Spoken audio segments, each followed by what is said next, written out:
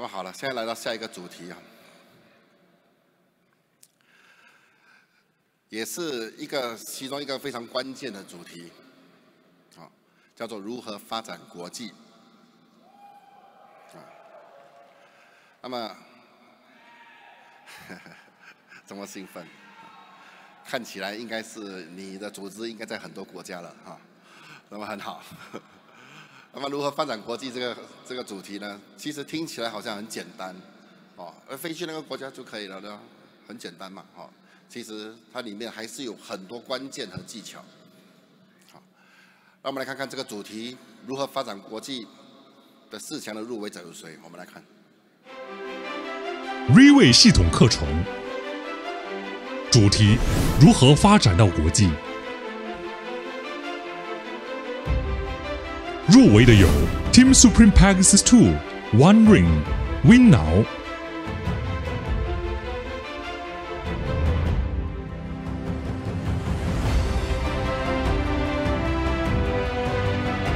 Team Supreme Pegasus 5 Keith Chi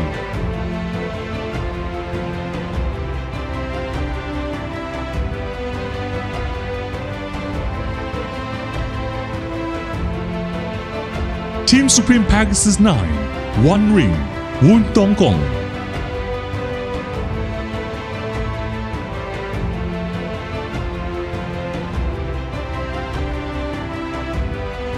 Team Supreme Pegasus 9 Two Rings Hasim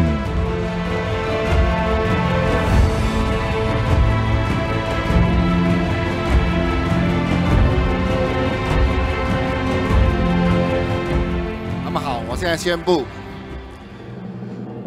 主题如何发展国际？Riway 国际的官方代表讲师是 Team Supreme Pegasus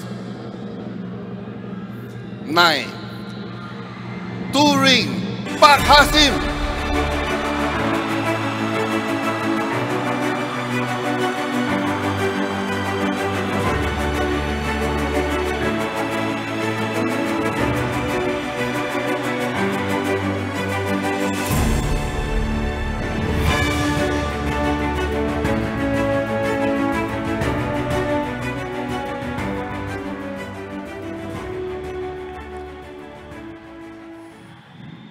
大家下午好。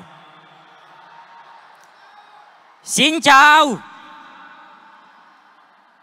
Selamat siang Bapak Ibu yang saya hormati. Apa kabar? Terima kasih. Hari ini merupakan sebuah kebanggaan yang sangat luar biasa, di mana saya memiliki kesempatan dipilih oleh Riway International dan CEO Riway International, Mr. Lim Boon Hong, memilih saya membawa topik bagaimana berkembang secara internasional. Maka melalui kesempatan ini, saya pinjam tepuk tangan yang paling meriah dari hadirin semua untuk Riway International dan Mr. Lim Boon Hong. Terima kasih. Hadirin yang saya hormati, sebelum kita membahas bagaimana berkembang secara internasional, kita dalami terlebih dahulu, kita pelajari terlebih dahulu. Sebenarnya pangsa pasar bisnis penjualan langsung yang telah terjadi berabad-abad itu adanya di mana? Setuju gak? Di sini kita pelajari sama-sama. Di dunia ini yang ada tempat penjualan multi level punya itu di mana? Nah, ini peta dunia. Bukan seluruh dunia ada bisnis penjualan langsung. Dia ada tempat-tempat atau negara-negara tertentu saja. Nah, yang ada itu di Asia. Dan dia bukan di seluruh Asia. Tetapi dia hanya berada di sebagian Asia saja. Kenapa? Karena Asia itu sangat besar. Bahkan Asia sendiri hampir mencakup setengah dari dunia ini. Jadi dia hanya mencakup sebagian kecil. Dan dari sebagian kecil ini, omset bisnis penjualan langsung atau dikenal dengan direct selling atau dikenal dengan nama MLM, dia mencapai 44%.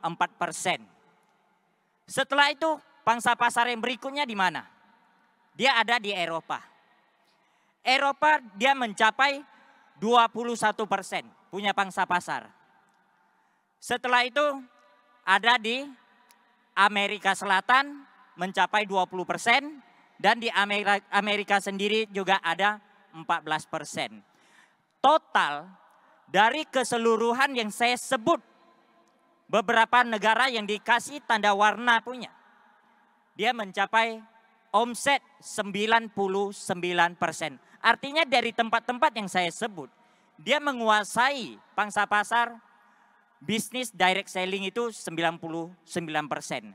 Maka yang warna putih yang tidak saya sebut, dia hanya memiliki pangsa pasar yang sedikit, yaitu hanya pangsa pasar 1% saja.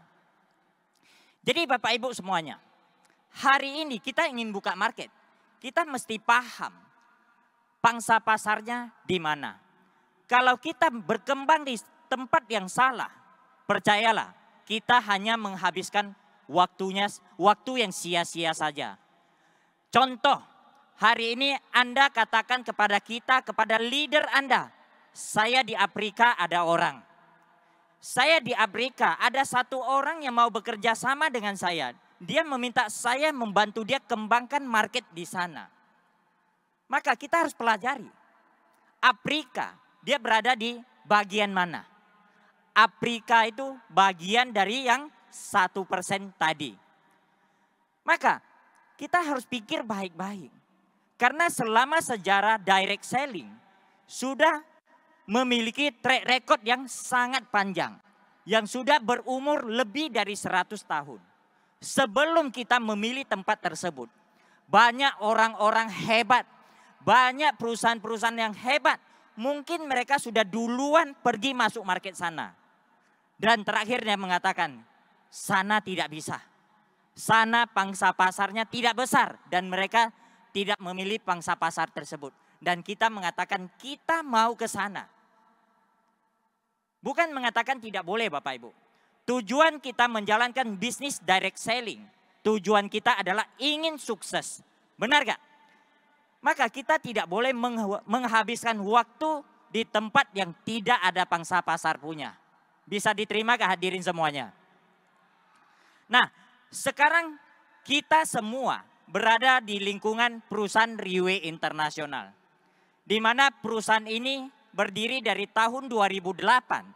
Dimulai dari 38 botol sampel produk dan 4 orang tua dibimbing oleh seorang anak muda yang berusia 33 tahun. Dan Riway sekarang sudah berusia 15 tahun. Karena Riway memiliki sebuah produk yang sangat luar biasa dan memiliki sebuah sistem yang sangat sederhana tetapi membuat banyak orang punya impian tercapai. Sehingga dalam 15 tahun Riway Internasional berkembang sampai ke mancanegara. Setuju gak? Nah, jadi selama 15 tahun, negara-negara mana saja yang ada pangsa pasar dan di situ Riway berdiri, Riway berkembang. Sangat banyak. Tetapi pada tahun 2022, melalui sebuah top leader meeting yang diselenggarakan di Dubai, CEO Riway Internasional, Mr. Lim, dia memetakan strategi pengembangan Riway Internasional untuk membantu para distributor untuk berkembang dan membantu tim agar bisa mencapai kesuksesan yang mereka inginkan. Maka Bapak Ibu, saya ucapkan selamat. Hari ini Anda bergabung di Riway Internasional. Riway, dia bukan hanya sebuah nama. Tetapi dia murni perusahaan internasional. Contoh, hari ini kita bergabung di Riway Malaysia. Kita boleh kembangkan ke Singapura, ke Jepang, ke Indonesia, ke Taiwan, ke Eropa. Riway tidak pernah membatasi kita. Riway memberikan peluang seluas-luasnya, sebesar-besarnya kepada kita. Benar gak? Maka saya ucapkan selamat kepada semua member-member Riway bahwa Anda telah memiliki sebuah platform bisnis internasional. Kita pantas beri tepuk tangan meriah untuk Anda semuanya. Lalu, negara atau di dunia ini tempat yang ada Riway punya. Dia di mana? Kita lihat. Dia ada di Asia Selatan. Asia Selatan ada Singapura, Malaysia, dan Indonesia. Setelah itu ada Asia Selatan bagian tengah. Ada Thailand, Myanmar, Kamboja, Laos, dan Vietnam. Setelah itu ada Asia Timur, yaitu Jepang, Filipina, Hong Kong, dan Taiwan. Setelah itu ada wilayah Eropa juga. Oke, jadi kita lihat Riway telah berada di satu pangsa pasar yang selama ini market MLM atau direct selling itu sudah di jalur yang mencakupi 65% punya pangsa pasar punya. Dan kita lihat yang paling besar itu di mana? Yang paling besar itu adalah di Asia Sentral. Di sana ada sebuah negara yang namanya China. Tetapi Riway sendiri di China, Riway belum mulai. Riway belum buka Bapak Ibu. Tetapi luar biasanya Riway. Walaupun perusahaan ini belum mulai di China. Tetapi di China telah tercipta ratusan Pegasus Riway Internasional di sana. Kita pantas beri tepuk tangan yang paling meriah untuk Riway Internasional. Oke. Dan tentu saja hari ini kita ingin kembangkan internasional. Tujuan kita apa? Tujuan kita pasti ingin sukses. Ingin membangun sebuah tim yang besar. Bukan ingin ke sana sponsor 1-2 orang lalu pulang kita pamer ke tim kita. Wah, saya sudah punya member di luar negeri. Bukan. Kita ingin membangun sebuah tim yang besar yang bisa menciptakan hasil maksimal dan bisa membuat orang yang percaya dengan kita mencapai impian yang mereka inginkan. Benar gak Bapak Ibu semuanya? Nah, hari ini kita ingin sukses. Tentu saja ada hal-hal yang harus kita perbaiki, ada hal-hal yang harus kita benahi.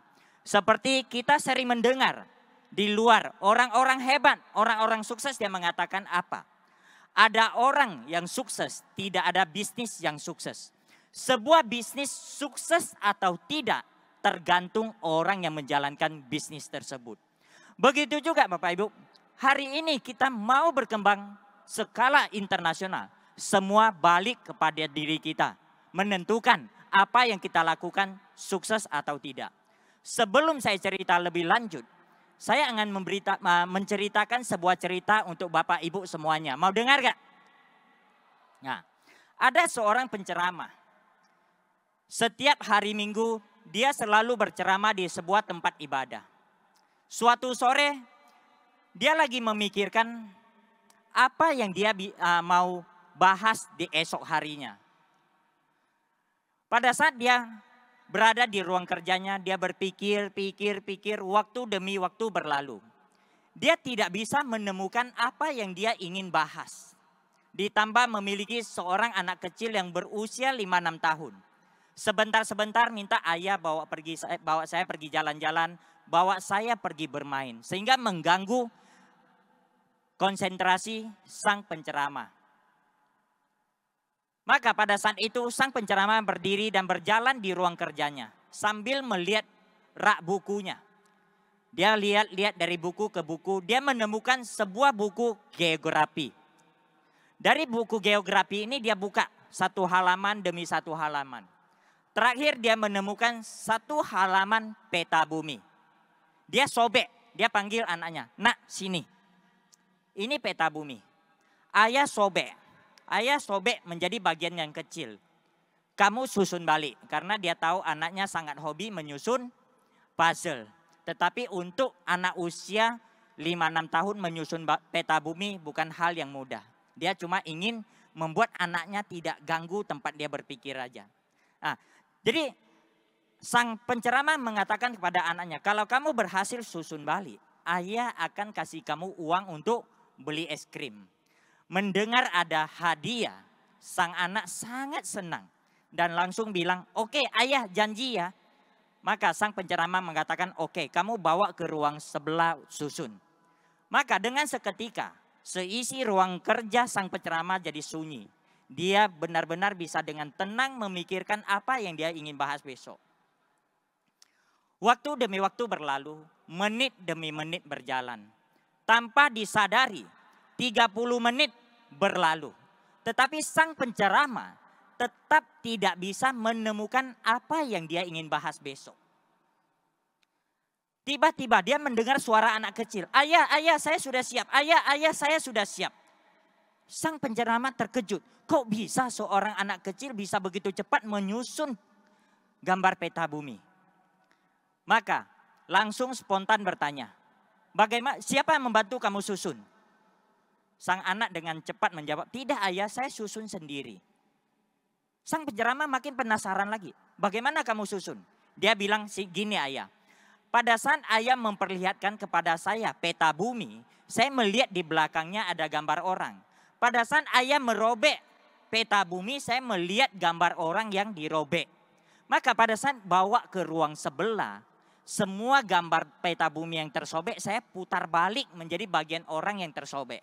Maka saya susun balik bagian orang ini menjadi sempurna. Setelah saya susun gambar orang ini selesai, saya putar balik, peta dunianya jadi. Nah, mendengar penjelasan seperti ini, sang penceramah sangat senang. Dia menemukan apa yang dia ingin bahas besok. Dia bergegas keluarkan dompet dan kasih uang kepada sang anak. Lalu dia menulis topik yang ingin dia bahas besok. Mau tahu gak topiknya apa? Dalam bahasa Mandarin bunyinya seperti ini.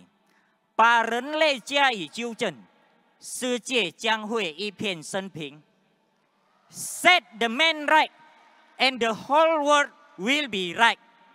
Yang artinya Bapak Ibu, benahi manusianya, maka dunia akan damai sejahtera. Kenapa manusia dibenahi? Dunia akan damai sejahtera. Karena sumber permasalahan yang ada di dunia ini rata-rata dikarenakan manusia. Perkelahian bisa terjadi karena manusia. Peperangan bisa terjadi karena manusia. Jika manusia bisa dibenahi, maka dunia akan damai sejahtera. Hadirin semua, begitu juga hari ini kita cerita bisnis. Kita cerita internasional. Kalau diri kita, kekurangan kita bisa diperbaiki. Kelebihan kita bisa kita tingkatkan. Percayalah, sukses di pangsa pasar internasional adalah milik kita semuanya. Setuju gak Bapak Ibu semuanya? Nah, lalu apa saja yang harus kita benahi, apa saja yang harus kita tingkatkan, apa saja yang harus kita miliki? Nah, ada beberapa kemampuan dasar yang harus kita miliki. Ada beberapa. Kemampuan dasar pertama adalah kemampuan dasar finansial. Pada saat Anda cerita Anda ingin berbisnis ke internasional, Anda ingin kembangkan internasional. Di bagian finansial, Anda tidak boleh ada masalah. Anda benar-benar orang yang di bagian finansial sangat solid, sangat kuat terlebih dahulu. Kenapa Bapak Ibu semuanya? Karena pada saat kita ingin menuju ke pangsa pasar internasional, segala sesuatu dia membutuhkan biaya yang besar.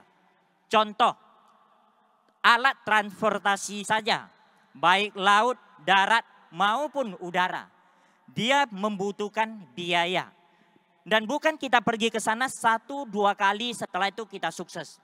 Enggak Bapak Ibu. Dia harus bolak-balik dengan jangka waktu yang lama. Baru bisa membangun satu tim yang besar di sana. Maka dalam proses perjalanan bolak-balik ini dia memakan biaya yang besar. Ditambah lagi makan semua perlu uang. Tempat tinggal semua perlu uang. Bahkan ada masalah kita juga harus selesaikan.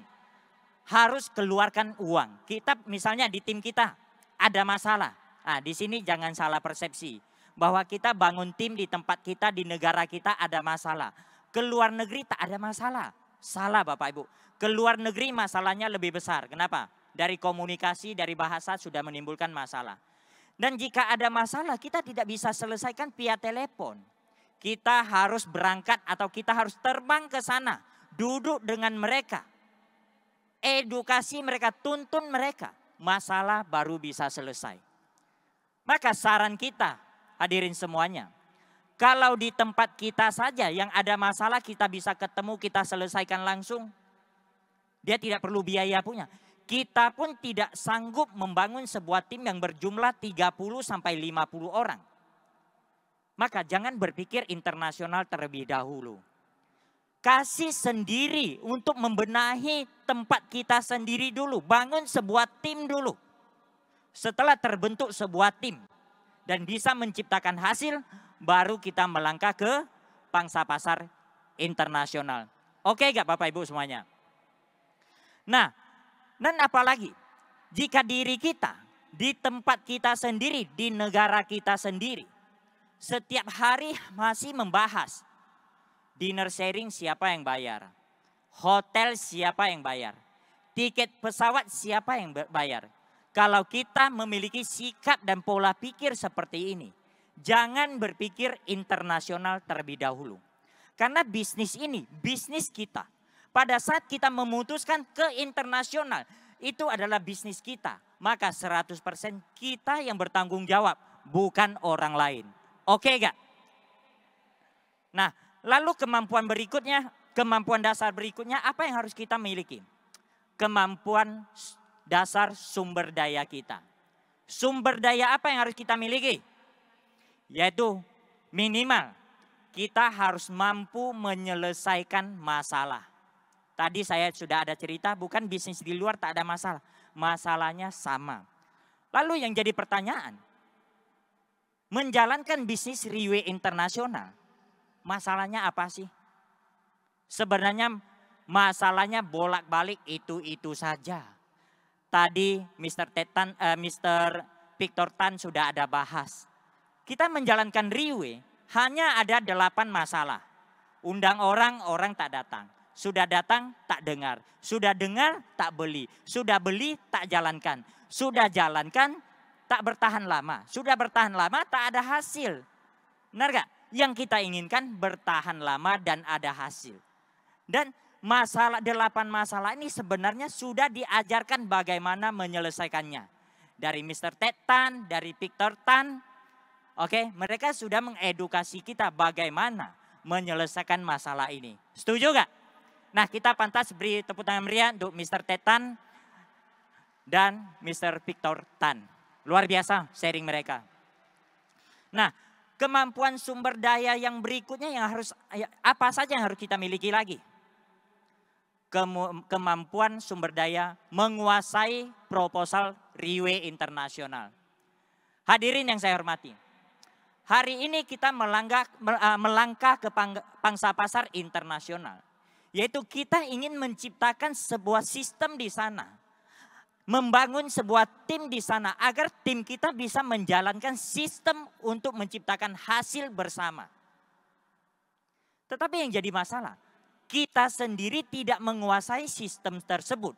Bagaimana kita praktekkan di sana dan kita duplikasikan ke sana? Dia tidak mungkin. Maka kita sendiri harus kuasai terlebih dahulu. Lalu sistem Riway Internasional, proposal Riway Internasional apa saja sih? OPP, NDO, marketing, SIGP, hukum ABC. Sebelum, saat, dan setelah meeting. Minimal proposal ini, sistem ini kita kuasai dengan profesional terlebih dahulu. Baru kita bisa membawa sistem ini ke luar negeri. Kita lakukan di sana, kita duplikasikan di sana, dan kita mandirikan tim kita di sana. Maka akan tercipta sebuah sistem autopilot. Maka dia akan menciptakan penghasilan passive income untuk semua orang. Setuju gak? Nah, kalau di negara kita sendiri saja setiap hari OPP minta downline, minta upline. Acara minta downline, minta upline. Marketing minta downline, minta upline. Sendiri apapun tak bisa. Maka jangan berpikir internasional.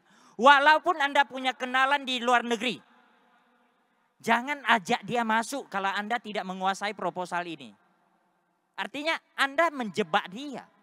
Karena Anda tidak bisa mengajar dia. Maka belajar terlebih dahulu. Kuasai proposal ini dengan maksimal. Baru kita mulai merekrut orang luar negeri. Boleh gak? Nah, lalu kemampuan dasar yang ketiga yang harus kita miliki adalah dari diri kita sendiri. Dari diri kita sendiri, apa yang harus kita miliki? Kita harus berada di tempat. Pada saat kita memutuskan buka market di sebuah negara, kita harus berada di tempat tersebut.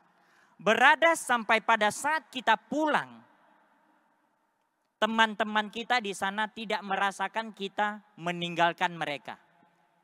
Tetapi kalau kita buka pangsa pasar di sebuah negara, lama-lama baru datang sekali. Semua mengandalkan telepon. Kalau ini yang kita lakukan hadirin, kesuksesan yang kita inginkan hampir mendekati nol. Artinya apa? Hampir tidak mungkin untuk sukses. Anda ingin sukses, Anda harus berada di sana. Oke gak? Nah, yang berikut yang harus kita miliki pada saat kita memutuskan go internasional. Kita harus memposisikan diri kita sebagai seorang leader, bukan sebagai seorang follower lagi. Yaitu setiap keputusan dan tindakan harus bisa kita ambil sendiri. Kerja bukan diperintah oleh orang lain punya. Lalu sebagai seorang leader, apa yang harus kita miliki? Kita harus bisa membaca potensi dalam tim kita atau orang di sekeliling kita. Contoh, kita hari ini berada di sekumpulan orang yang berjumlah kurang lebih 10 orang. Kita harus bisa membaca potensi, punya insting yang kuat. Kira-kira yang lebih dominan, yang lebih potensi itu yang kita utamakan itu yang mana. Minimal kemampuan ini kita harus miliki terlebih dahulu. Lalu yang kedua, kita harus bisa menciptakan sebuah target untuk dicapai bersama-sama. Kita contoh target seperti apa pada saat kita ke sebuah negara misalnya. Kita sudah kenal beberapa orang di sana. Kita bikin sebuah target apa? Yuk minggu ini kita bikin sebuah acara. Kita bikin acara ini full. Maka semua orang akan punya arah. Apa yang dia mau lakukan. Tetapi kalau kita tidak punya target Bapak Ibu. Ibaratnya sebuah kapal yang semewah sebagus apapun. Dia berada di lautan. Dia terombang ambing gak tahu mau buat apa. Ujung-ujung dia pulang Bapak Ibu. Begitu juga orang di sekeliling Anda berteman bekerja sama dengan Anda. Tetapi dia tidak tahu apa yang harus dia lakukan. Bagaimana orang bisa bekerja sama dengan Anda dengan jangka waktu yang lama. Setuju gak?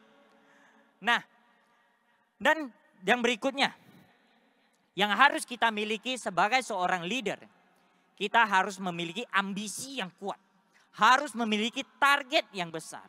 Karena dengan ambisi dan target, dia akan memacu, memompa semangat kita membara. Maka keinginan kita berjuang akan makin lebih tinggi.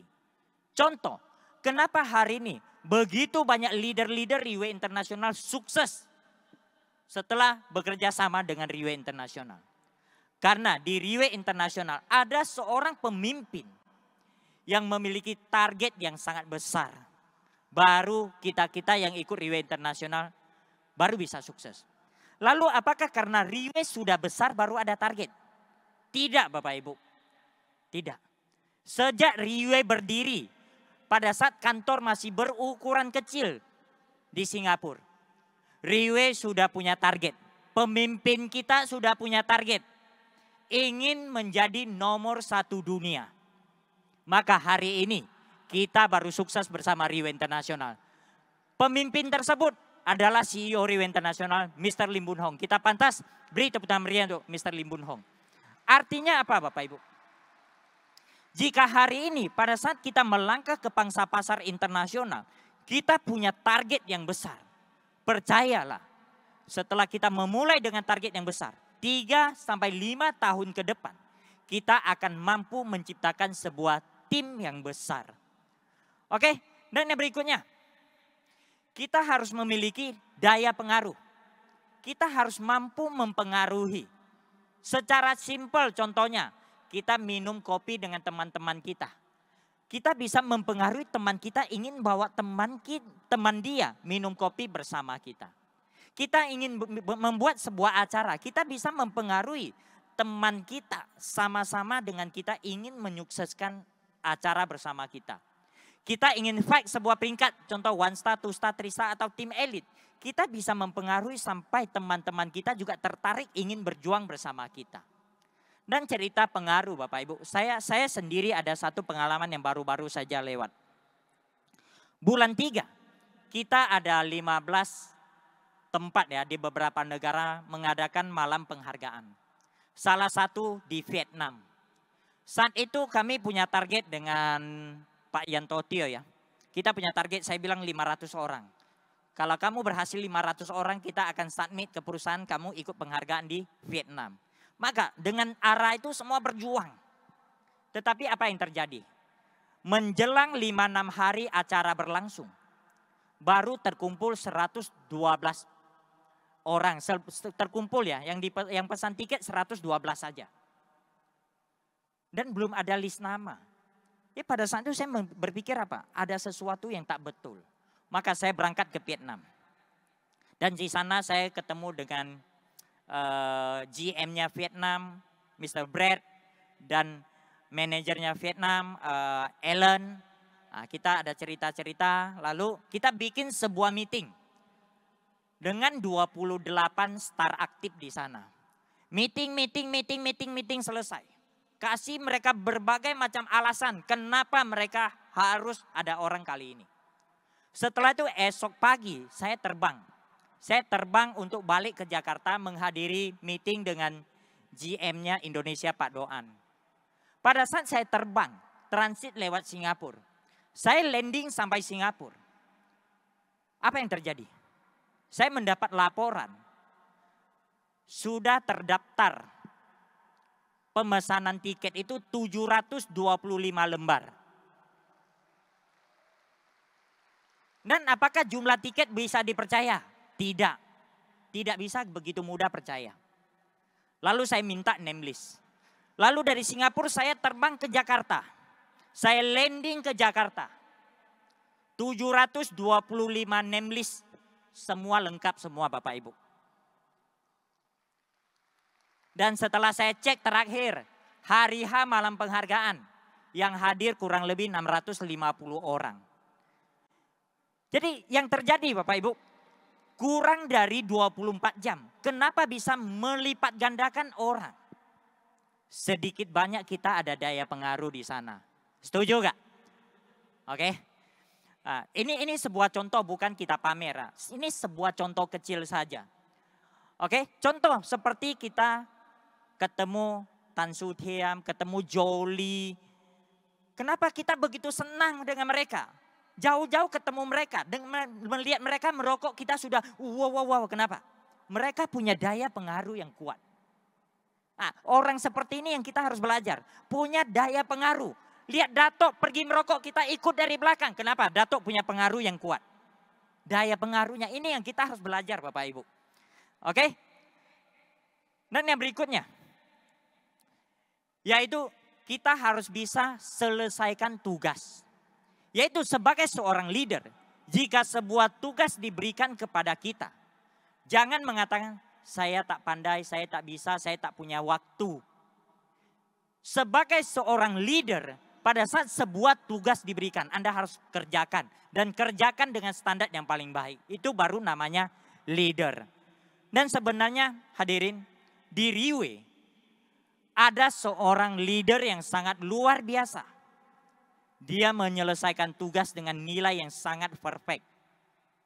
Yaitu Miss Claudia Ong. Pada saat Riwe Internasional, Mr. Lim Bun Hong memberikan tanggung jawab kepada beliau untuk menyelenggarakan event-event kecil maupun besar. Malam penghargaan maupun leader training seminar. Dia selalu membuat panggung-panggung yang standar internasional pun kalah. Sangat mewah. Kita pantas beri tepuk tangan meriah untuk Miss Claudia Ong. Sangat luar biasa. Lalu kenapa bisa melakukan sebuah tugas dengan begitu baik? Hanya satu alasan. Seseorang bisa melakukan tugas dengan baik dan benar. Karena dia memiliki sebuah sikap yang namanya tanggung jawab. Benar hadirin semuanya. Jika Anda ingin bisa menyelesaikan tugas, terutama yang pertama yang harus Anda miliki adalah Anda harus menjadi orang yang bisa bertanggung jawab terlebih dahulu. Oke gak? Dan paling penting cerita panjang lebar, tanpa ini kita juga tidak akan bertahan lama di sebuah negara. Yaitu kemampuan kita sebagai seorang leader untuk menciptakan hasil. Ini bagian terpenting. Kenapa? Karena tadi saya ada cerita bahwa pada saat kita melangkah ke pangsa pasar internasional, segala sesuatu dia membutuhkan biaya. Dan biaya yang tidak kecil. Kalau kita tidak bisa menciptakan hasil, bagaimana kita menutupi biaya operasional kita? Benar gak? Dan kalau kita tidak bisa menciptakan hasil, bagaimana orang bisa bekerja sama dengan kita dengan jangka waktu yang lama? Itu tidak mungkin punya. Oke? Dan paling penting, ini yang harus kita lakukan. Yaitu melakukan hal yang bisa diduplikasikan. Hadirin yang saya hormati. Untuk melangkah ke pangsa pasar internasional, dia tidak mudah. Dia perlu pengorbanan waktu, tenaga, pikiran, dan uang ke sana. Maka pada saat kita memilih internasional, tujuan kita ingin sukses. Kita ingin menciptakan sebuah penghasilan pasif income di sana. Maka kita harus teliti dengan apa yang kita lakukan. Kita harus melakukan segala sesuatu yang kita bisa lakukan. Orang yang percaya dengan kita juga bisa lakukan. Baru memungkinkan kita membangun sebuah tim. Lalu sebenarnya simple Bapak Ibu. Hari ini kita ingin melakukan hal yang bisa diduplikasi. Bagaimana caranya? Belajar dengan Riwe. Apa yang Riwe boleh lakukan, kita lakukan. Apa yang Riwe bilang jangan lakukan, kita jangan lakukan. Simple saja. Kita harus percaya 100% duplikasi Riwe Internasional. Tetapi ada sebagian orang memulai dengan cara yang salah. Dia pergi ke sebuah negara. Ke sana dia steady, dia fight, dia banting harga. Bisa dapat hasil gak? Bisa. Tetapi hanya sesaat. Penghasilan yang Anda dapatkan hanya sesaat. Setelah Anda di sana terbentuk sebuah tim di sana. Anda tidak bisa duplikasikan. Tim yang susah-susah Anda bangun. Ujung-ujung dia ikut dengan orang lain. Benar gak? Maka di bagian ini kita harus teliti. Lakukan hal yang bisa kita duplikasikan. Baru kita bisa sukses dengan jangka waktu yang panjang. Sebenarnya hadirin semua, di Riwe kalau kita belajar duplikasi, dia tidak perlu jauh-jauh kita keluar belajar. Kita belajar dengan Dato' Kenny. Lihat timnya seperti semuanya tak ada Dato' Kenny. Kita lihat mereka pun seperti Dato' Kenny. Kita lihat Miss IWC, timnya Miss IWC. Kita lihat semua sikapnya seperti Miss IWC. Timnya Miss Claudia, semua sikapnya seperti Miss Claudia. Ini namanya duplikasi. Dan mereka duplikasi dari siapa? Mereka duplikasi dari CEO Riwe Internasional, Mr. Lim Boon Hong. Kita pantas beri tepuk tangan meriah untuk CEO Riwe Internasional, Dato' Kenny, IWC, dan Miss Claudia Ong. Luar biasa. Dan paling penting, hari ini kita ingin sukses di sebuah negara. Kita tidak bisa lakukan sendiri. Kenapa? Kesuksesan kecil dilakukan sendiri. Kesuksesan besar dilakukan oleh banyak orang, yaitu sebuah tim. Lalu bagaimana kita bisa membangun sebuah tim?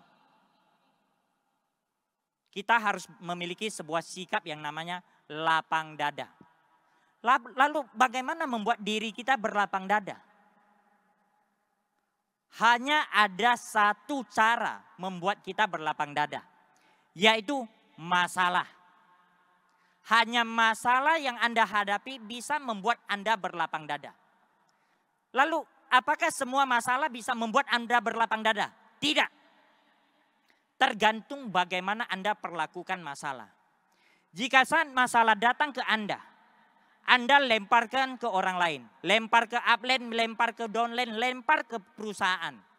Anda selamanya tidak pernah akan berlapang dada. Jika masalah datang ke Anda, setelah itu Anda muntahkan keluar, Anda cerita kepada orang di sekeliling Anda. Anda tidak akan berlapang dada.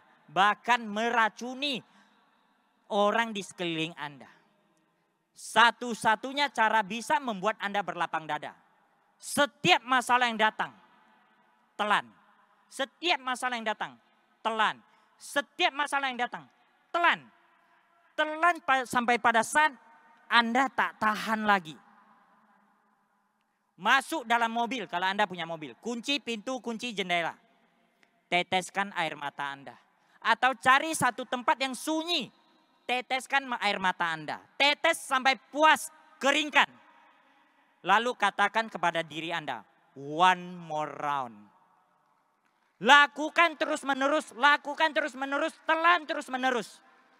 Percayalah, Anda akan terbentuk sebuah sikap yang berlapang dada dan menjadi leader yang dewasa. Oke gak? Lalu, setelah kita memiliki kemampuan ini, apakah bisa membuat kita internasional? Tidak. Kalau Anda tidak memiliki paspor Bapak Ibu. Tanpa paspor, Anda hanya bisa sampai perbatasan saja. Anda tidak bisa go internasional. Jangan mengatakan, Pak Asim, sulit loh di tempat kami ngurus paspor. Bapak Ibu, orang pindah negara saja bisa, masa Anda ngurus paspor tak bisa? Benar gak? Nah, lalu, paspor kita selalu di mana? Seperti saya tunjukkan, selalu di saku. Karena kita bisnis internasional. Tetapi ada sebagian orang kita ngajak dia berangkat. Yuk kita berangkat yuk. Wah paspor saya gak bawa. Saya mesti pulang cari paspor saya. Gak tahu letak di mana. Gak tahu di laci atau di brankas. Setelah dia pulang sampai rumah dia cek. Paspornya sudah expired. Bapak Ibu. Orang yang menyimpan paspor di laci atau di brankas itu orang bisnis konvensional. Dia tidak punya waktu yang banyak untuk keluar negeri. Tetapi kita hari ini bisnis Riway internasional Bapak Ibu. Kita belajar pun ke negara internasional, negara tetangga seperti hari ini Bapak Ibu. Maka paspor kita harus selalu dalam saku kita. Kalau tidak ada di saku artinya paspor kita sudah hilang. Kita harus punya sikap seperti ini. Oke gak? Nah lalu ada beberapa kriteria yang harus kita miliki. Kita harus menjadi orang yang sederhana dan nyaman. Kita harus menjadi orang yang sederhana dan nyaman. Sederhana sampai ke level gimana? Pada saat kita ingin ke sebuah negara misalnya. Dan negara sana tidak ada barang yang kita butuhkan. Kita pun bisa berkembang di sana. Kita pun bisa menyesuaikan diri di sana. Oke gak? Nah, tetapi ada sebagian orang dia tidak bisa. Pergi ke sana panas, dia bilang terlalu panas. Dingin, dia bilang terlalu dingin. Makanan tak enak, dia bilang nanti saya ke sana bisa mati kelaparan. Makanan enak, dia bilang saya takut pergi sana makan terus nanti kolesterol saya naik. Bagi saya, orang yang memiliki sikap seperti ini adalah orang yang kalau bahasa sehari-hari kami sebut itu cerewet. Benar gak? Nah, kita tidak boleh memiliki sikap seperti ini. Kita ini berbisnis. Kita lagi berbisnis. Pada saat kita berbisnis ke sebuah tempat yang apapun yang kita inginkan tidak ada. Tetapi ada pangsa pasar. Kita bisa menyesuaikan diri. Tetapi ke sebuah tempat lagi apa yang kita inginkan ada. Tetapi dia tidak ada pangsa pasar. Kita pun tak mau pergi. Itu sikap dalam berbisnis. Lalu sederhana sampai level bagaimana Bapak Ibu? Sederhana sampai kita menggunakan koper cabin size. Yaitu kecil saja. Dia pun bisa membuat kita bertahan hidup di sana, berkembang bisnis kita di sana. Tidak pulang, tidak apa-apa. Tetapi ada sebagian orang kita bilang yuk kita ke negara sana buka tim, bangun tim. Dia bilang, saya belum siapkan koper. Sekali dia bawa koper pergi. Koper kecil, koper besar, semua dia bawa. Kayak orang mau pindah rumah Bapak Ibu. Kita mesti paham, kita berada di perusahaan Riway Internasional. Riway telah menciptakan sebuah sistem yang sangat simple, sangat sederhana. Maka kita harus menyesuaikan diri kita dengan perilaku yang sederhana, yang simple. Agar dia bisa menyatu dengan sistem ini. Agar sistem ini baru bisa membuat kita sukses bersama Riway Internasional. Belakangan Bapak Ibu, kita lagi tanding koper siapa yang kecil. Kalau kita ketemu bos selalu bilang sama dia, sama kita semua, oh saya kemana-mana, saya gak paham apa itu luggage. Karena sekarang saya kemana-mana tak pakai luggage. Tetapi kalau saya kemarin ketemu dengan GM Indonesia, kami lagi bertanding koper siapa yang lebih kecil. Kenapa? Karena kami ingin menjadikan diri kami orang yang simple, bukan orang yang cerewet. Karena kami ingin berbisnis. Bayangkan kita kalau cabin size keluar dari bandara cepat sekali. Tetapi kalau kita masuk bagasi, kita telat dari orang itu kurang lebih 1 jam loh. Benar gak? Nah. Lalu yang berikutnya Bapak Ibu, yang sangat penting. Pesan dan tanggung jawab pada keluarga. Hadirin yang saya hormati. Apakah kita atau Anda bisa keluar negeri berbulan-bulan tak pulang-pulang? Bisa gak? Ada yang bisa, ada yang enggak. Yang bisa mungkin di rumahnya tak ada orang, hanya sendiri saja. Tetapi kalau di rumah Anda, ada istri, ada suami, ada anak, ada orang tua. Mereka mendukung Anda gak? Mereka komplain dengan anak Anda gak? Kenapa tak pulang-pulang? Nah di bagian ini kita sendiri yang harus selesaikan. Orang lain tidak bisa bantu. Bagaimana membuat keluarga kita mendukung? Kebutuhan mereka harus kita penuhi. Kasih sayang kita kepada mereka harus ada. Perhatian kita kepada mereka harus ada. Hari ini kita menjalankan Riway. Sikap kita terhadap keluarga kita makin lama makin baik. Hasil yang kita bawa pulang makin lama makin banyak. Keluarga kita mendukung kita gak? Dia 100% pasti mendukung. Tetapi kalau kita menjalankan Riway, sikap makin lama makin tak bagus. Hasil makin lama makin tak ada. Siapa yang mau mendukung kita? Setuju gak? Nah, jadi di sini sangat penting Bapak Ibu, kita harus benar-benar sebagai seorang bagian keluarga yang bertanggung jawab. Agar mereka nyaman kepada kita terlebih dahulu, percaya dengan kita. Tetapi yang jadi masalah hari ini adalah, pada saat, contoh banyak orang ingin keluarganya dukung. Tetapi dia tidak bertanggung jawab. Dia bilang kepada keluarganya, saya ingin fight ke luar negeri, saya ingin buka market di sana. Yang jadi pertanyaan, pada saat Anda sampai ke negara tersebut, Anda benar-benar lagi buka market atau lagi bermain? Ya Kak? Lalu yang berikutnya, pada saat Anda mengatakan Anda ingin ekonomi keluarga lebih baik, Anda ingin berjuang di luar.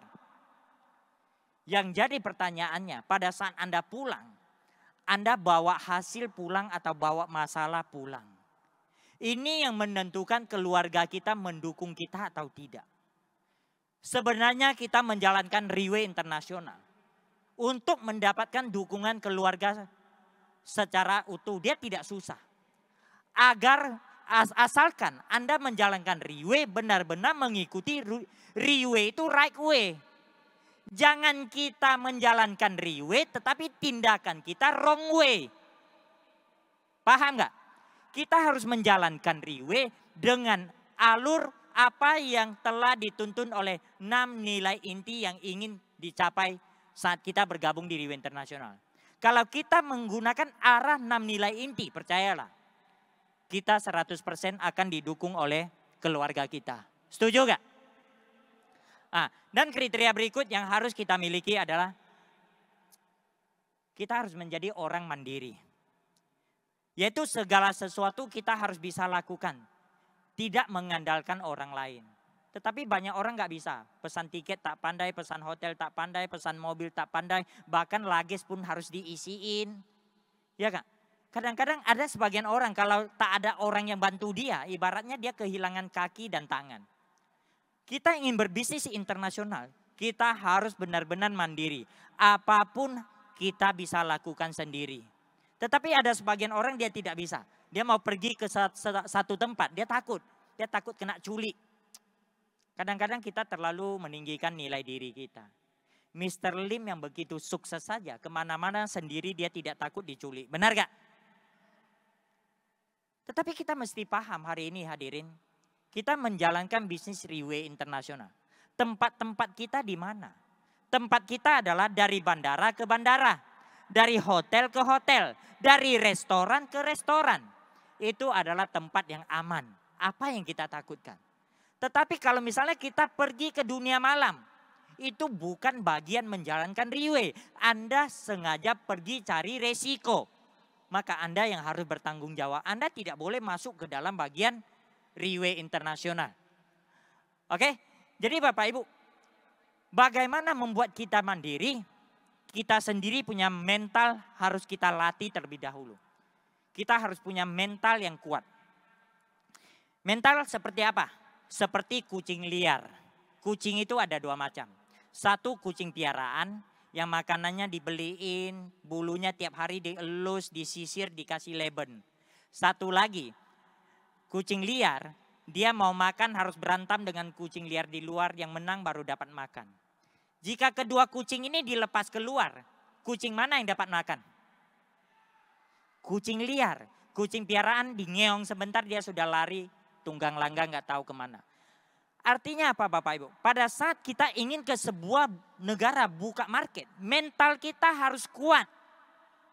Jangan ditolak sedikit, pulang rumah ngeluh di tim Anda, negara sana tak boleh, orang sana gini gitu. Nanti di sana dimarah orang sedikit, Anda menangis berhari-hari lalu tak mau pergi lagi ke sana. Di PHP orang sebentar sudah bilang saya tak mau lagi ke negara itu. Artinya itu mental kucing piaraan Bapak Ibu. Anda kalau memiliki sikap seperti ini tidak mungkin sukses. Anda harus punya mental yang kuat. Walaupun orang yang Anda kenal di sana, mereka tidak mendukung Anda. Hanya sisa Anda sendiri. Anda tetap bisa bertahan di sana dan berkembang di sana. Oke gak? Nah, dan kriteria berikutnya adalah cepat beradaptasi dengan lokal. Nenek moyang kita mengajarkan apa? Di mana bumi dipijak, di situ langit dijunjung. Artinya di mana kita berada, kita harus menyesuaikan diri kita di sana. Bukan meminta orang menyesuaikan diri dengan kita. Setuju gak? Seperti air Bapak Ibu, pada saat air mengalir dia tidak melihat wadahnya bagaimana. Yang penting dia mengalir aja. Wadahnya bagaimana dia tetap bisa menyesuaikan diri. Ini yang harus kita punya sebagai seorang yang ingin berkembang di pangsa pasar internasional. Lalu setelah kita memiliki kriteria dan kemampuan ini, kita baru membahas mengapa internasional. Alasan internasional yang pertama, jelas pangsa pasar atau market pasti lebih besar. Contoh dalam berbisnis, kita buka di satu kota. Pada saat di satu kota, kita berhasil, target kita ke kota besar. Setelah kota besar berhasil, kita target apa? Luar negeri, kita ekspor. Kenapa? Karena luar negeri pangsa pasar lebih besar. Yang kedua, alasannya adalah profil kita lebih tinggi. Profil kita lebih tinggi. Yaitu contoh kadang-kadang kita mengajak orang, yuk kita buka pangsa pasar luar negeri yuk. Mereka tak mau. Mereka memberikan alasan apa? Nanti tim saya, kalau tak ada saya dia tak bisa jalankan. Tim ini bisa mati. Boleh kita berpikir seperti ini. Tetapi yang harus kita pahami, sebuah tim kalau kita tidak tinggalkan mereka agar mereka mandiri, nilai diri kita dalam tim itu, kekuatan kita makin lama makin hilang. Kita makin sulit untuk mempengaruhi mereka. Tetapi pada saat kita berangkat ke sebuah negara, Kita bangun sebuah tim walaupun belum banyak orang. Ada beberapa orang yang percaya dengan Anda. Anda pulang ke tim Anda yang lama. Mereka akan menilai apa? Oh, ternyata upline saya selama ini tidak hanya bicara doang. Ternyata tanpa kita dia juga bisa berkembang. Maka ke depan kita mengedukasi mereka akan lebih mudah untuk mereka mendengar kita. Wibawa kita di tim lebih bernilai. Oke gak hadirin semuanya? Dan yang berikutnya adalah mengurangi resiko. Memang selama ini kita mengatakan menjalankan Riway Internasional tidak ada resiko. Tetapi hari ini yang saya bahas adalah resiko di luar kendali kita punya. Contoh, Myanmar merupakan sebuah negara yang para leadernya sangat hebat. Dengan jangka waktu yang sangat singkat menciptakan hasil yang sangat tinggi. Tetapi tahun 2021, tiba-tiba pemerintahan Myanmar mengeluarkan sebuah aturan. Bisnis networking tidak boleh ada di Myanmar. Kalau Anda yang buka market di Myanmar dan hanya di tempat itu saja, apa yang terjadi? Anda setiap hari akan menghadapi berbagai macam masalah berbagai macam pertanyaan tentang masalah ini. Dan akan membuat Anda sangat stres. Atau tiba-tiba kita, contoh di Malaysia atau Singapura, ada seorang reporter yang nggak tahu dari mana. Dia menulis sebuah berita di majalah itu keluar. Contoh menjelekkan Riway atau produk kita misalnya. Dan Anda hanya di Malaysia saja misalnya. Maka apa yang terjadi? Setiap hari Anda akan dengan tim Anda membahas masalah itu. Makin bahas makin kacau. Tetapi kalau Anda ada tim di luar negeri, dia berbeda. Anda cukup menjadi pendengar yang baik. Pada saat Anda ketemu mereka cerita mengeluh masalah ini. Kamu bilang, iya. Lalu kamu berangkat kerja lagi. Lalu kamu pulang dengar dia cerita lagi. Iya. Nanti kamu berangkat lagi. Kamu pulang lagi dengar mereka cerita. Mereka akan bilang apa? Kamu enak loh. Punya tim di luar negeri. Ada masalah seperti ini. Kamu tetap ada hasil, tetap berkembang. Kami ini tak bisa buat apa-apa. Tanpa disadari, juga di sini kita lagi mengingatkan pada mereka. Kenapa harus ekspansi? Kenapa harus berkembang internasional? Karena Riway memberikan kesempatan kepada kita untuk mengurangi resiko. Sebenarnya contohnya simple. Apakah kita berkembang secara internasional bisa mengurangi resiko? Kita lihat dari Riway Internasional. Riway Internasional setiap hari menghadapi berbagai macam masalah dari berbagai negara. Tetapi kenapa Riway tetap berkembang pesat? Karena satu negara ada masalah, negara lain terus berkembang. Negara lain ada masalah, negara lain terus berkembang. Pada saat Riway balik menyelesaikan masalah yang pertama, masalah itu sudah mulai hilang. Setuju gak? Ini alasan kenapa Riway berkembang begitu pesat. Kita pantas beri tepuk tangan meriah untuk Riway Internasional. Lalu, di bisnis konvensional, kita selalu mendengar senior-senior mengajar kita, mengingatkan kita. Telur jangan letak di satu keranjang. Kalau pecah satu, pecah semuanya. Maka dulu saya di bisnis konvensional, saya melihat apa yang mereka katakan benar. Oh, toko berarti tidak boleh buka satu saja. Contoh saya buka di shopping. Kalau saya buka di shopping ini dia sepi, saya makan apa?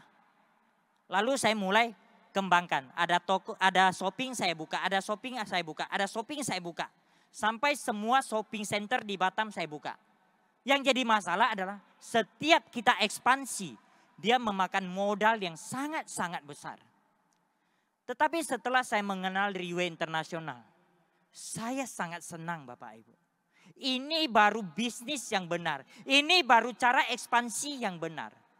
Pada saat saya mengenal Riway Internasional, saya mulai jalankan. Saya mau ekspansi ke sebuah kota atau ke sebuah negara. Saya tidak perlu menanam modal yang besar. Saya hanya perlu beli tiket pesawat, pesan hotel, dan biaya makan di sana saja. Tanpa disadari, bisnis ini bisa membawa saya berkembang nasional sampai internasional. Kita pantas beri tepuk tangan meriah untuk Riway Internasional. Ini yang mengurangi resiko bisnis kita Bapak Ibu. Riway menurut saya adalah pilihan yang paling tepat. Dan yang berikutnya adalah wawasan kita lebih luas. Di dalam NDO 4 kriteria, di dalam dipesankan apa? Selain penampilan rapi, wawasan kita harus luas. Tetapi yang jadi masalah, kita setiap hari berada di lingkungan itu saja. Apa yang kita paham, tim kita paham. Apa yang kita dengar, tim kita dengar. Apa yang kita lihat, tim kita lihat juga. Bagaimana wawasan kita bisa lebih luas dari mereka? Tetapi kalau Anda ekspansi ke luar negara, Anda menempuh perjalanan yang jauh. Apa yang Anda lihat, Anda dengar, Anda belajar akan lebih banyak dibandingkan mereka. Setuju gak? Seperti dalam ada sebuah kata-kata yang bunyinya seperti ini. Tuan Jian Su, Puru Xing Wan Li Lu. Artinya apa? Menempuh perjalanan puluhan ribu mil lebih memiliki nilai dibandingkan kita membaca puluhan ribu buku. Kenapa? Karena pada saat kita menempuh perjalanan puluhan ribu mil, kita bersentuhan langsung, kita alami langsung, maka pengalaman yang kita dapatkan lebih banyak. Paham gak hadirin semuanya? Nah, oke, dan yang berikutnya adalah level kita lebih tinggi. Nah, standar kita lebih tinggi. Contoh gini, kita berada di sebuah lingkungan atau sebuah tim yang mereka hanya di situ-situ saja. Hanya di tempat itu saja. Tetapi Anda punya tim. Seperti Mr. Jolie, dia punya tim. Ada di Indonesia, ada di Singapura, ada di Malaysia, ada di Jepang, ada di Taiwan, ada di Hong Kong, ada di Eropa.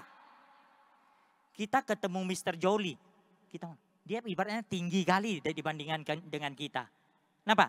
Levelnya tinggi. Kenapa? Dia bisnis internasional. Ini yang kita dapatkan sebuah nilai yang tidak bisa dibeli dengan uang Bapak Ibu semuanya. Lalu setelah kita sudah paham kemampuan yang harus dimiliki, lalu kriteria yang harus dimiliki, lalu mengapa internasional, apakah bisa menjamin kita sukses? Tidak hadirin semuanya. Kalau Anda pindah sana, pindah sini, loncat sana, loncat sini, dia tidak akan membuat Anda sukses. Anda ingin sukses, hanya satu cara, menetapkan tempat, yaitu fokus. Bapak Ibu pernah dengar gak tetesan air bisa memecahkan batu? Pernah dengar gak? Kenapa? Karena dia fokus. Cahaya matahari bisa membakar kertas. Kenapa? Karena ada kaca pembesar. Tetapi kalau kaca pembesar ini goyang terus, bisa bakar gak? Dia tidak bisa bakar. Kenapa bisa bakar? Dia fokus. Lalu, berapa tempat yang kita tetapkan? Maksimum 2. Pada saat saya mengatakan 2, banyak yang tanya kepada saya, Pak Hasim, kenapa Riway Internasional banyak? Sebenarnya Riway Internasional tidak pernah melarang kita buka tempat yang banyak. Yang jadi pertanyaan, kita siap gak? Buka 2 tempat saja, banyak orang lihat anaknya panjang, gak pernah lihat anaknya tinggi. Apalagi banyak tempat. Setuju gak? Dan menetapkan tempat, membuktikan sukses. 2008 ada seorang anak muda memulai di sebuah negara yang peta dunianya mau lihat harus pakai zoom beberapa kali baru nampak negaranya. Saat itu ada satu orang yang percaya dengan dia di Penang. Jarak tempuh bolak-balik 700 km. Setelah ada orang ini percaya, setiap pagi dia ke Penang, malam Singapura. Pagi Penang, malam Singapura. 2 tahun berturut-turut. Dalam proses 2 tahun itu, banyak orang menawarin anak muda ini. Negara ini saya banyak orang, kota ini saya banyak orang. Dia tidak peduli. Lalu apa yang terjadi? Setelah 2 tahun, Riway Malaysia berkembang, Riway Singapura berkembang, Riway Internasional berkembang. Anak muda itu telah membuktikan kepada kita bahwa fokus akan menciptakan hasil. Beliau adalah CEO Riway Internasional, Mr. Lim Boon Hong. Kita beri tepuk tangan meriah untuk Mr. Lim Boon Hong. Lalu Bapak Ibu, sekarang kita sudah masuk ke penghujung topik saya. Sebagai penutup, Saya ingin memberikan sebuah pesan moral yang dari kata-kata seorang yang sangat luar biasa yang telah menginspirasi saya. Jika kata-kata ini bisa menginspirasi saya sangat yakin bisa menginspirasi hadirin semuanya.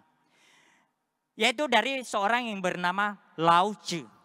Dalam kitab Tao Te Ching halaman ke-7. Dia mengambil tema air. Yang bunyinya seperti ini. Sang san ro sui. Di dalam ada sepenggal kata. Sui san li wan u er bu zhen chu zhong ren zhe suo u. Yang artinya air memiliki sebuah sikap yang sangat mulia. Dia selalu menyesuaikan diri, tidak pernah meminta untuk disesuaikan. Dan air berguna untuk puluhan ribu macam kebutuhan di dunia ini. Tetapi dia tidak pernah meminta balasan. Dan yang lebih luar biasa, dia rela mengotori dirinya untuk membersihkan orang lain. Pada saat Anda mandi, badan Anda kotor. Anda mandi jadi bersih, air jadi kotor. Tetapi Anda buka keran air, dia tetap kasih Anda bersih. Kaki Anda keinjak kotoran, Anda cuci pakai air. Airnya kotor, kaki Anda bersih. Tetapi dia tidak pernah membalas kita. Pesan moral ini memberitahukan kepada kita apa? Pada saat kita ingin berkembang di sebuah negara, dimanapun kita pergi, jadikanlah diri kita orang yang gampang menyesuaikan diri. Orang yang rendah hati, orang yang tidak sombong, orang yang jujur, orang yang tidak pernah meminta balasan apapun atas kebaikan yang kita berikan. Percayalah, kalau kita membawa sikap ini, kemanapun kita dikelilingi banyak teman. Maka makin banyak teman, maka peluang kita makin terbuka lebar. Oke gak hadirin semuanya? Oke, jadi kurang lebih topik saya hari ini bagaimana berkembang secara internasional sampai di sini. Semoga bisa bermanfaat untuk para hadirin semuanya. Saya doakan semuanya sehat selalu dan sukses selalu. Sekian, terima kasih, selamat sore semuanya.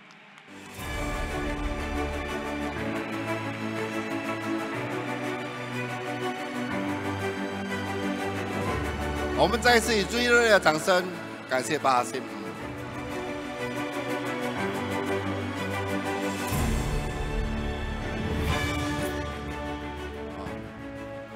所以巴哈辛分享完后呢，我觉得哇更难，为什么难呢？因为比如说你是日本人，好，他必须要翻译的人必须要从印尼文翻去中文，然后过后。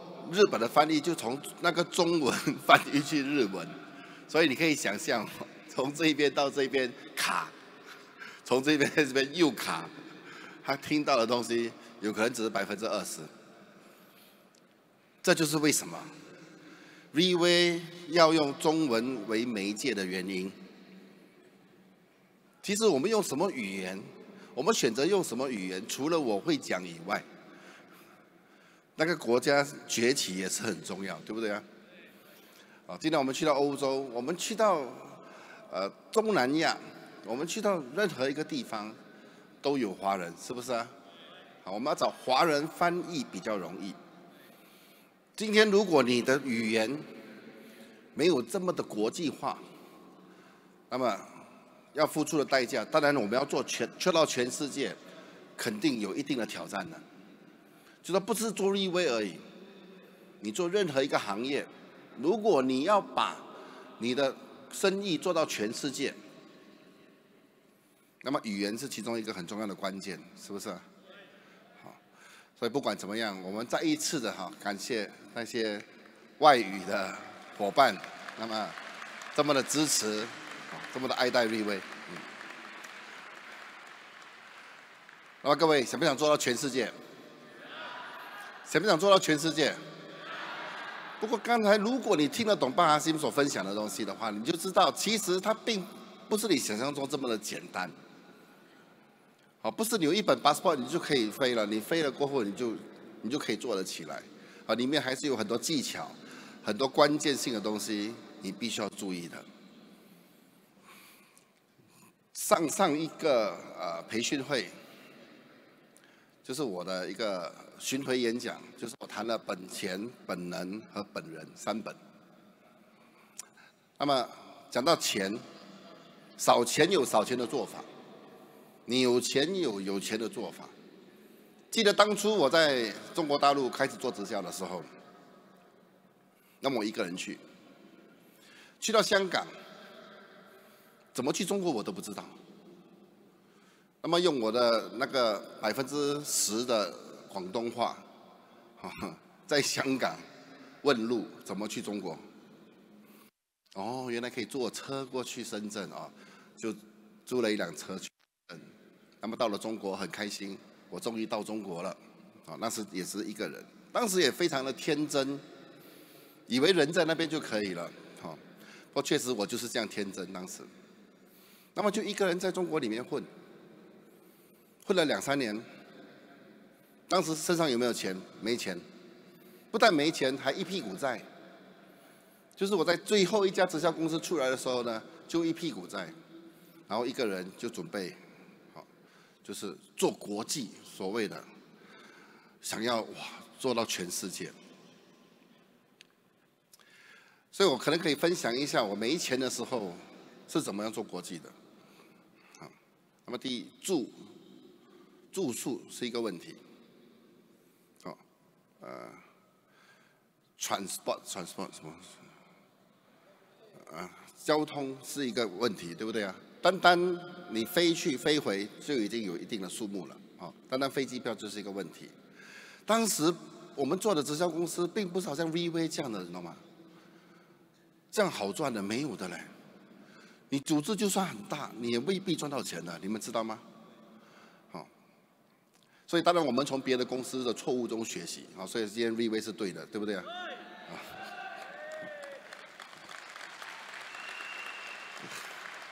当时绝对没有可能可以租会场的，没有可能的。我是在哪里谈？我在房间里谈，我的睡房。他们这样怎么讲？比如说我的睡房，我叫了大概，或者说他们一群人来，开始已经有人了，他们就一群人来哈。那么比如说一次进来的一场20多人，那么我们以前的睡房不是总统套房的，你懂吗？就真的是一个房间一个床而已，就是很小的一个空间而已。不过我只要一个窗口就够了。一窗口是什么做的？玻璃做的，对不对啊？那白天它就可以变白板了。所以我的白板都是窗口。所以我的口袋里面以前这边呢，肯定是有一支 marker pen。所以一拉开窗帘 ，marker pen 一拿出来。就谈 plan 了。我告诉你，你不要开玩笑。这个刚开始 VV 的时候，我也是这样做的。刚开始 VV 马来西亚是在哪里开始？就在一个地方叫做大三角这个小镇。但是我 sponsor Simon 是谁 ？Simon 是这边1半的人以上的大上线。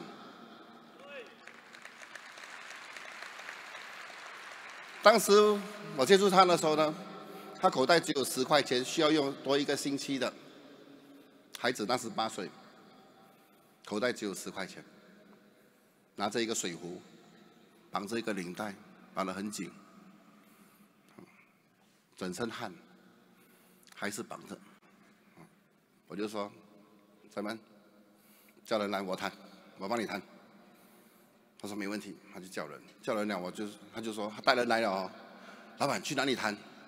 我房间啊，房间，对他来了，你叫了几个人？5个人，上来，跟他讲几号。他上来了过后，我就坐在那边聊了过后，突然间我站起来，拉开窗帘，marker pen 拿出来，我就开始谈了。当时还没有 OBB 啊，这些东西没有的，我们都是用嘴巴讲的，什么资料都没有。那时候，谈了过后，我可以感觉到Simon看住我的眼神是那种。过后，我就拿那个每个酒店都有拖鞋的，对不对啊？有没有拖鞋？我就拿那个拖鞋一伸进去，我就骂了。哇！对我来讲，那个是很正常的事情，你知道吗？因为我过去几年都是在这样做的。因为我们在中国那时没有钱的时候，哇，要坐飞机还是火车？我要坐晚上的火车，我可以省一晚的酒店，我还可以省飞机票。火车比较便宜，买站位，站在那边，站住的火车，有时坐22个小时，到那边的时候脚都肿的那种。我们都是这样，去到那边，哎，一有玻璃就是我的白板了。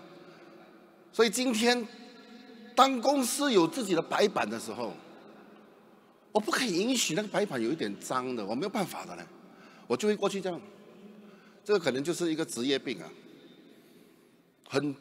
我很尊重那个会议室里面的白板，会议室里面的投影，我很尊重的。我不可以说有人可以在那边，乱画了过后弄脏，然后无所谓放在那边，这样不可以，因为那些都是我们赚吃的工具，对不对啊？因为那时候连白板都没有啊。当我这样做的时候 ，Simon 直接觉得说，他没看过嘛，他第一次看过人这样做，他就觉得说这个人可以跟啊，一跟我跟到今天，啊。然后以 Simon 的性格，我们都知道，这边有很多很好的朋友在这里，大部分都是好朋友，都知道 Simon 的性格。哦，你讲到他不喜欢听的，他直接讲，他直接给你一个脸的，没有跟你客气的。比如说你讲到林文峰的坏话，他直接没有跟你好聊了，永远。他就是这样的人，不过很奇怪的，我讲什么他都觉得是对的，我自己都觉得奇怪，有时候。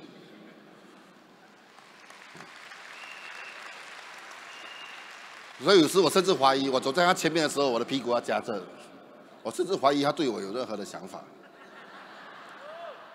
开玩笑啊！不过为什么？因为一开始第一个印象很重要，是不是啊？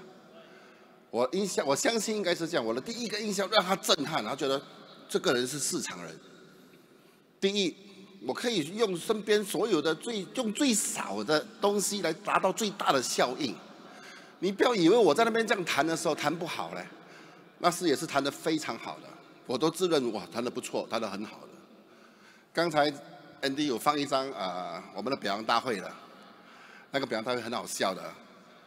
是一块板，那边写 Recognition Night 的，然后那边有一个摄影师，那个摄影师就是 Albert Ang。今天这边一半的人，他就是大上线。那时他来帮我做的摄影师。那一天你看到那个照片，他只是三排的人，其实那天就只是3排的人。不过那张照片看起来好像后面还有很多人，其实那一天就是这3排。我记得那场表演大会，我讲了1个小时半。那一场，我去15年来到今天，我觉得那一场我谈得最好。不要开玩笑哦。其实你越困难的时候，你应该激发越大的潜能来发挥你自己的潜能，对不对啊？你应该做得越好才对。就好像今天这样的情况，你不要以为很大哦，其实也并不是大的哦，它并不大的。今天你给我们多1倍大的会场，它其实还可以满的。这个是制造人数的一些功力而已，我们还是能够制造多1倍的人数出来的。立威不是没做过，对不对啊？所以今天你不要以为是大的，今天对我来讲。也还是有，就算有做满了，还是有挫折的。很多人说哇满啊，加椅子啊，很厉害。有什么厉害的地方？